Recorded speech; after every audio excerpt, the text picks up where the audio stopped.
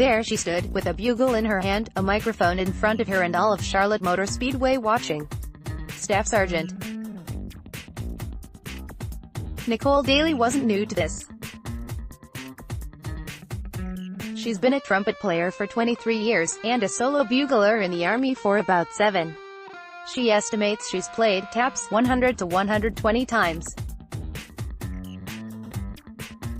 So, she went through the same routine as usual. She calls it breathing mindfully. Slow down your breaths. Keep them deep and consistent. Hold a steady tempo. Nothing shallow. The normal butterflies she gets went away, like they always do.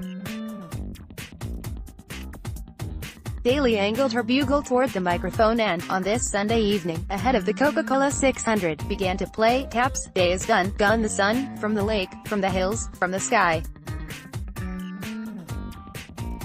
Daley grew up in Tampa, where she played taps at her grandfather's funeral while still in high school.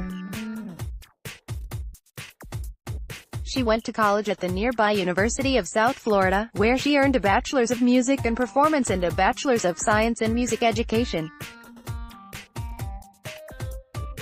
Then came graduate school at Indiana University, where Daley added a Master's of Music and Trumpet Performance to her resume. Then, while on her way to a trumpet competition, she heard about open auditions to play in the Army bands. I took the audition. They called up and said, "Yes, we want you in the Army," Daley said. I got a few of the details, joined from there, and, about 6 months later, I was at basic training. Bugle calls aren't the only thing Daley does, but they come up frequently. A trumpet player has to be ready to play one at a moment's notice. As a member of the 82nd Airborne Division Band, stationed at Fort Bragg, Daley has played all over.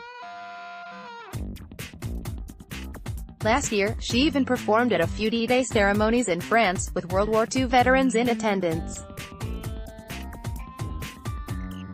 Just to be in those places, to actually be on the beaches, to actually be at Point du Hoc, to actually be where all that history happened, that stood out a lot, as far as my military career, she said. When Fort Bragg offered Daley the opportunity to play at the 600, the only NASCAR race that features a playing of taps, she accepted immediately. She was ecstatic, as was her husband, Master Sergeant